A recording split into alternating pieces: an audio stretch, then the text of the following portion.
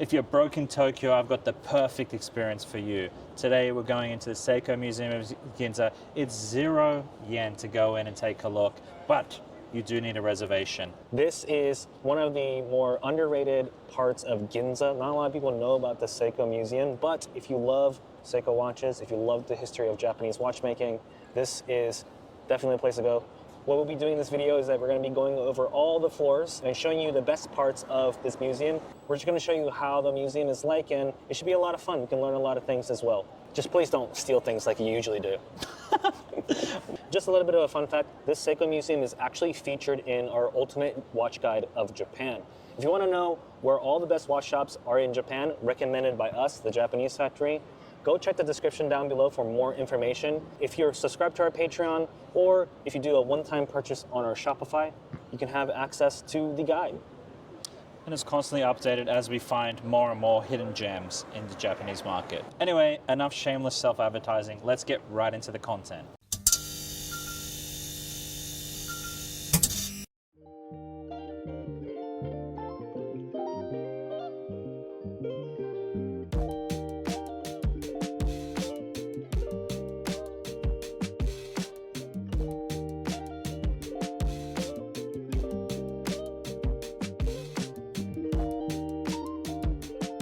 All right, so right now we are at the B1 floor of the Seiko Museum.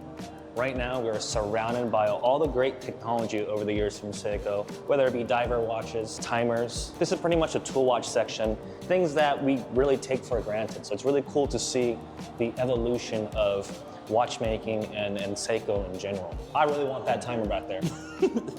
I want a timer that size, but for people who subscribe to the channel. Maybe we can count how fast you guys can subscribe.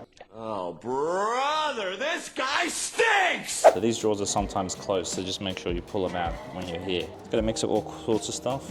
So this one was the Spacewalk watch made, spring drive watch made for the Spacewalk. So these are all the prototypes, which is pretty cool to see. From what I remember, the Spacewalk was a watch that they wanted to take into space. I'm not sure if they actually gone into space or not with it. Here, this one's a sports tech flight computer. So it's a pilot watch with calculation and conversion for the flight. So this one actually here is a kinetic, right, which is a quartz watch that has a rotor that will, spin around in the back to charge it up. So before they had quartz solar watches, which gain energy from the sun, these ones gain energy from a standard rotor, like in the back of these watches.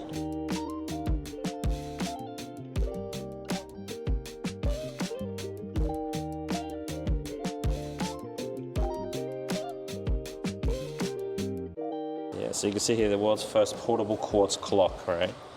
And 1964. Yeah, it's a bit bigger than the quartz watches are now, but it's cool to see the internals. Same here, the world's first digital stock clock. So, on the right there, they've got a stopwatch that hooks into a quartz machine.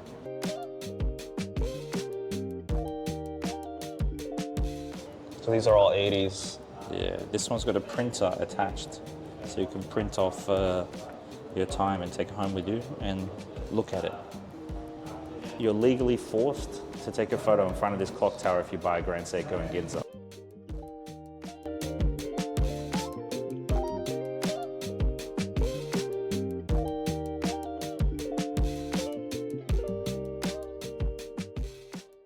Now that we made it to the second floor, let's take a moment to talk about the man who started it all, Kintaro Hattori, the founder of Seiko. Kintaro began his journey in 1877 as a young clock repairer in Tokyo. Through his repair work, he managed to save 150 yen, which he used to start his own company, K. Hattori & Co. From the very beginning, Kintaro showed remarkable vision. He began selling imported timepieces from foreign trading companies and gradually earned their trust and established a name for himself. But it wasn't easy. Japan was still rooted in its traditional ways, and modern timekeeping was a new idea. After years of hard work and trading success, he expanded his business to Ginza, which would later become the birthplace of Seiko. Well, you can see all of the early parts of a watch, right? So you got mochiban, aka dial. This is the back case. These are like parts of the base plate, hairspring. To make like alarm clocks here? Yeah, exactly. At Well, the think it's very first exactly- alarm clock is 1899. Damn. So then you can see the kind of progression, right? Alarm clocks, pocket watches, and then it really started to get wristwatches here. Oh, right? there we go. So the Laurel, 1913, yeah. yeah, so the Laurel's Japan's first wristwatch. Before that, it was all pocket watches, right? It was seen as unmanly to wear a watch. And now it's extremely manly to wear a watch. Am I right? I always wonder, like, why did it take so long to like be like, I want to put this pocket watch on my wrist? Like, why did it take forever to come up with the idea of putting it on the wrist? I think there was a few things. I think they wanted to make it, they needed to make it kind of shock resistant, because when it's in your pocket, it's a bit more protected. When it's on your wrist, you gotta, move it around. It could bang things. And I think it was just a mental thing as well. Men really wanted to have their hands free while they were doing stuff, and I think, a wristwatch made a pocket watch made a bit more sense than a wristwatch, right? I wonder how much this will cost you, like, for original Laurel. For original Laurel, I mean, they're out there. I'd have to look up the price. Why would you wear one though, right? Yeah, they're like a couple grand. There's a difference between like vintage watches now and like, I say vintage watches, but I mean like 50s, 70s, 80s vintage watches, and these like pre-war ones. Like the materials were not that good, the cases were not that shock resistant, and the biggest issue is like parts. If you screw up a part on a watch like this, it's basically cooked. You can't get a new part easily.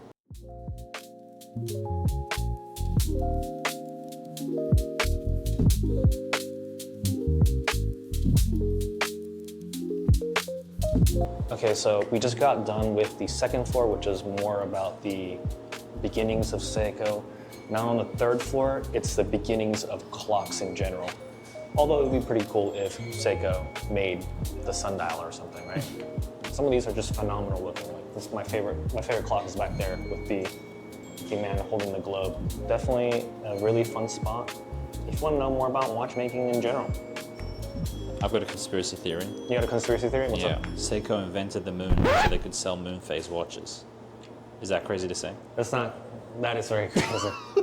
So I'm not gonna show too much of the third floor because it's all about the history of timekeeping. And honestly, it's an experience you really want to see and hear for yourself.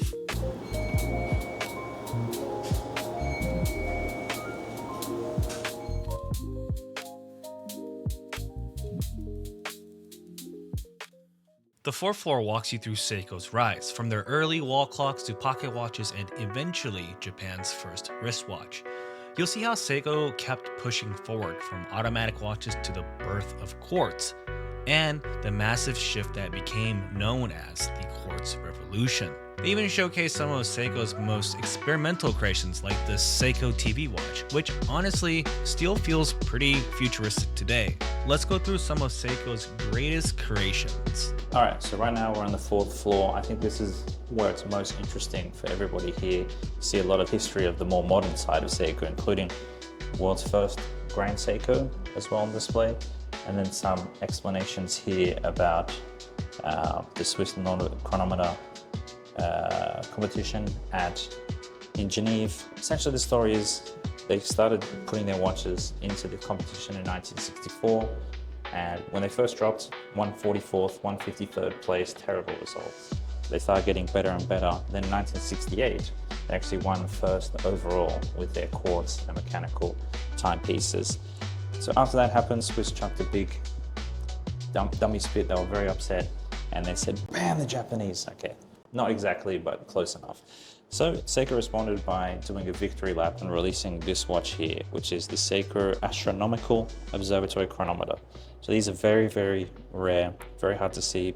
Good examples start at about 6 million yen or 40 grand USD, up to about 100, 110 grand USD. So these are one of the top Seiko collectors really want this watch, and this is the guaranteed chance to see it, right? You won't see these on sale anywhere else, essentially. But yeah, it's just a really, really nice watch, and really Japan showing that they were ahead of the Swiss, and deciding to put the movements from that competition into this watch. So very, very cool to see. So this section right here has been getting a lot of attention lately.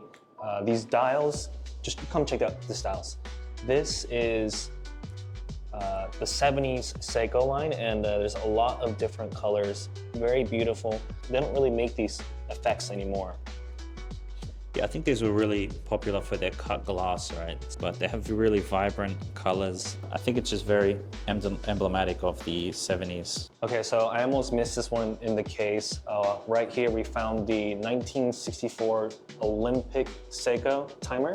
Essentially, only about 200 were given out for people that were around during the 1964 Tokyo Olympics. I think only people in the village could purchase these things.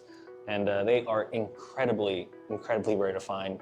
I'm not so surprised that they have it here in the museum, of course, but it is very difficult to find these in the wild. I think they go for 40K for like a really good condition, so. Well, interestingly enough, it comes with a pusher that then can increment a counter at the top, right? So it can count up to 99. So if you want to count laps or something like that, that's what it's useful for. Oh, Yuda, you have to see this. This is a Seiko Quartz Superior. So these were plus minus 2 seconds a month back in 1973. Absolutely insane. The dial has a technique that goes from like kind of cyan, deep blue, purple, and these are crazy now. It's very hard to find these, especially on a originally bracelet. That's your dream watch. I think you told me before. That's my dream Seiko.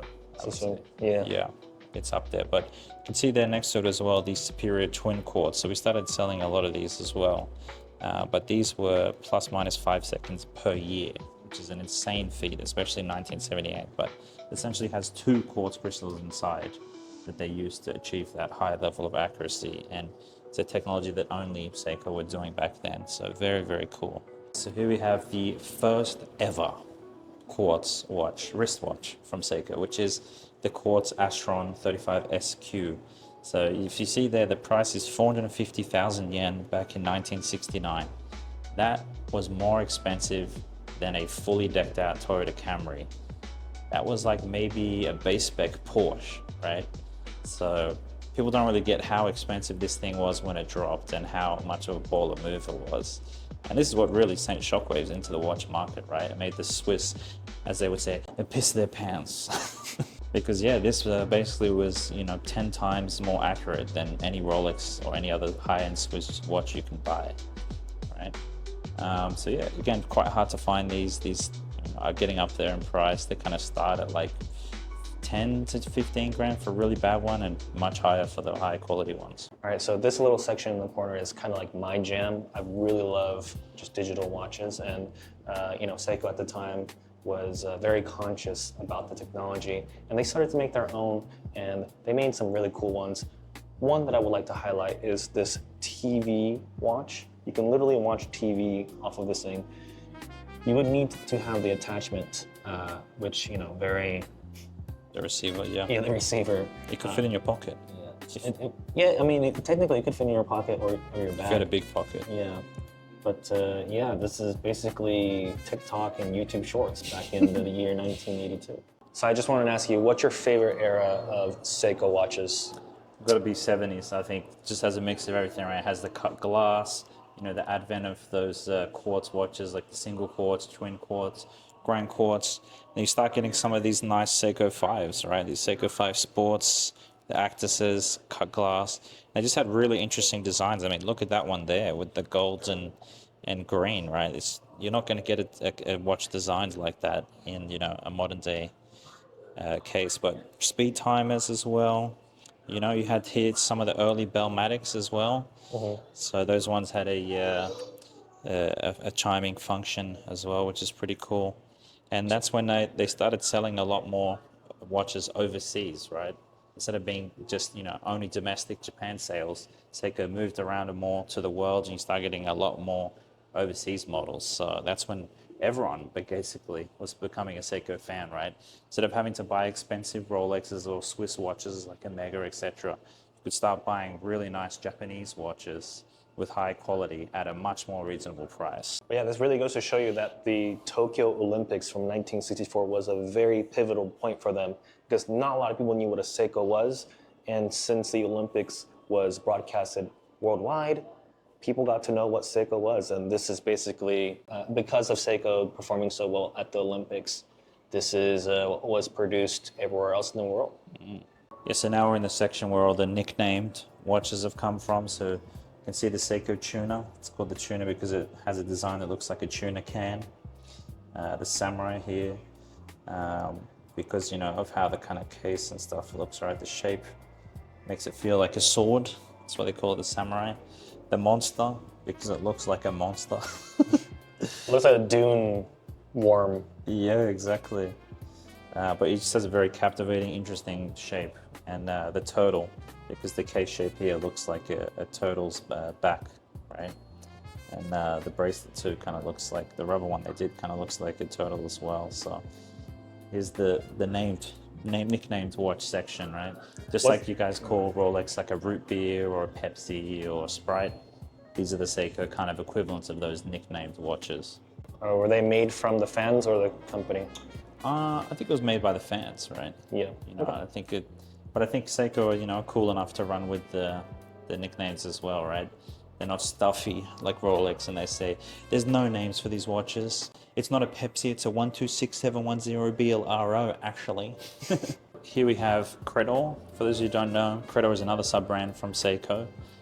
Essentially, the reason they kind of created it was to, you know, have a different approach to watchmaking, right? So these ones are more kind of traditional European styled watches, whereas Grand Seiko is more traditional Japanese style watchmaking, right?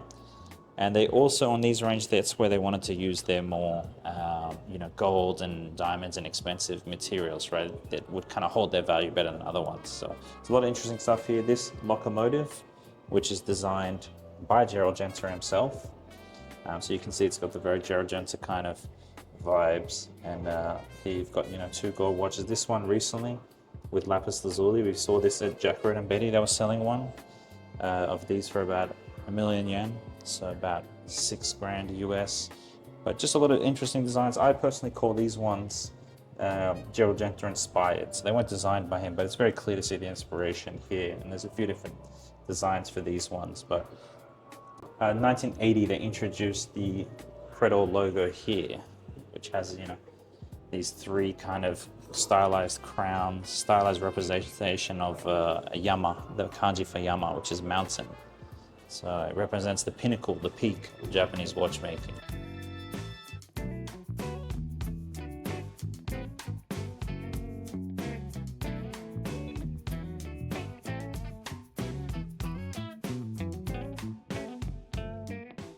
All right, now we're on the 6th floor, which is the Grand Seiko Museum. So you get to see the history of Grand Seiko specifically, not just Seiko. So we're going to take you through and show a lot of the things. I think the first thing it's worth talking about is the first Grand Seikos, right? So they explain here the history of, you know, how they kind of split off and made their own thing. They have all three variants of the first Grand Seiko: the engraved logo dial, the embossed logo dial, the embossed logo dial. It was 25,000 yen in 1960. So this was probably a motorcycle, cost of a motorcycle, something like that. So what makes it grand? I don't understand.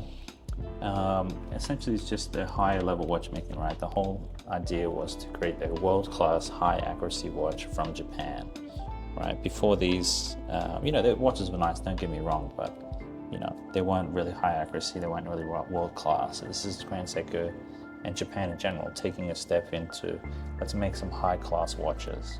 The Grand Seiko floor is way different from everything we saw, and also it smells nice. Yeah, it smells really nice. Can we just mention that? It smells nice. Like, I really want to walk out of the Grand Seiko here. But... yeah, just like me, right? So it's quite hard to find these on the market because it's the first Grand Seiko in platinum, right? Which is very, very nice. But a lot of these have been melted down over the years for the platinum price, similar to, you know, early gold watches as well. But you can still find them around. Obviously a fair bit more expensive now because the price of platinum and gold keeps spiking.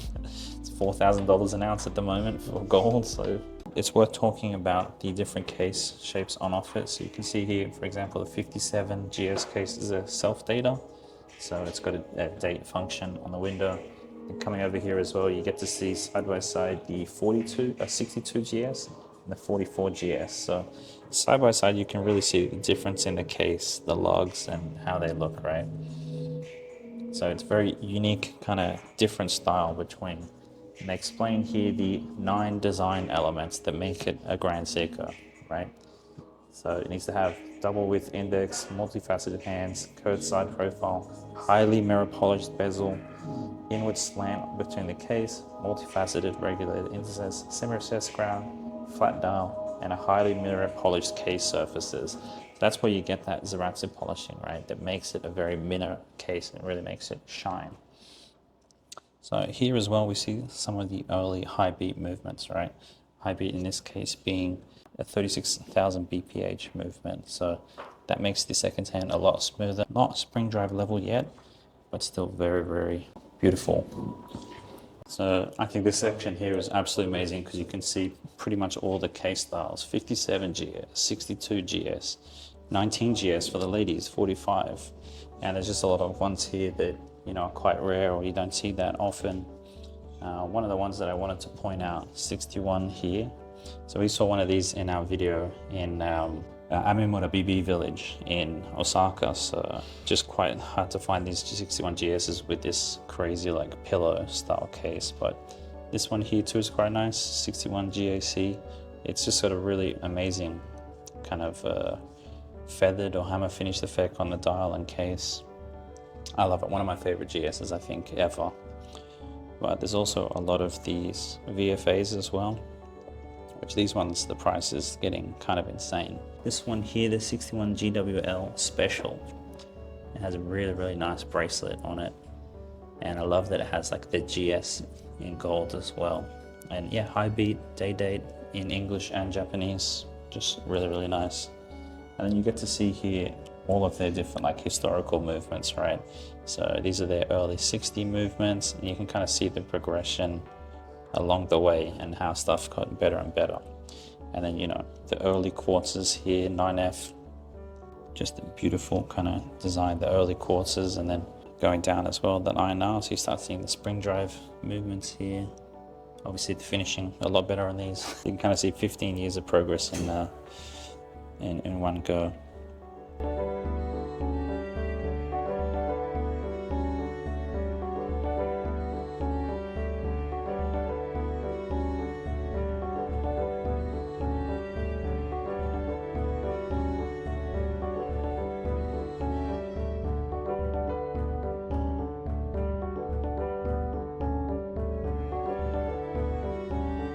So when Grand Seiko came back, especially with the spring drive, they were not really confident at the time. So a lot of them were what's called double stamped, which means at the top it says Seiko and then at the bottom it says Grand Seiko.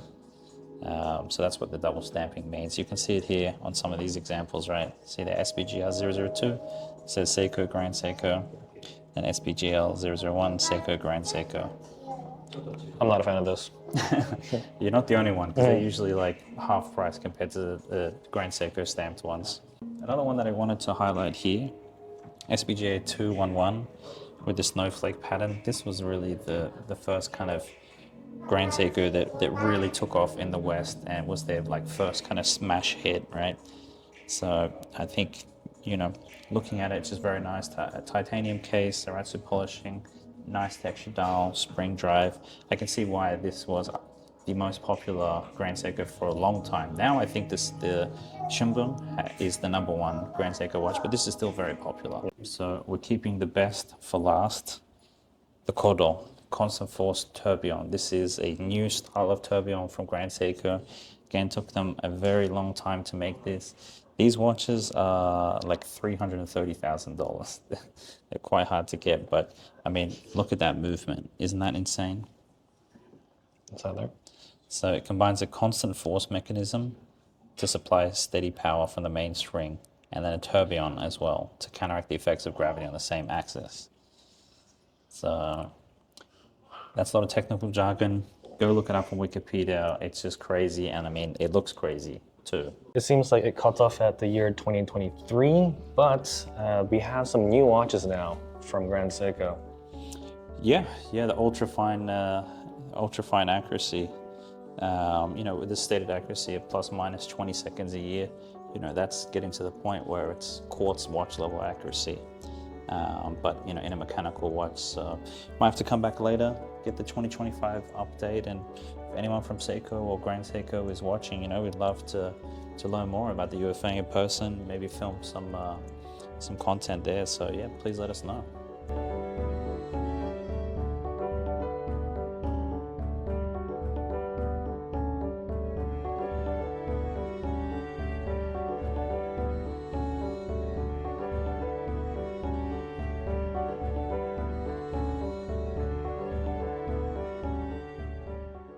So we successfully climbed out of the Seiko Museum, all 7 floors completed. How did you like it, man?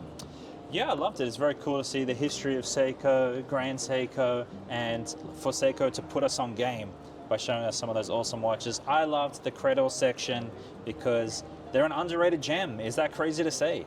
Credor is super underrated. I personally like the Grand Seiko section because everything just felt grand. Smelled nice too, so it was awesome. Thank you guys so much for watching. Patreon, as always. So love all you guys. Thank you guys so much for supporting us. We'll see you guys in next week's video.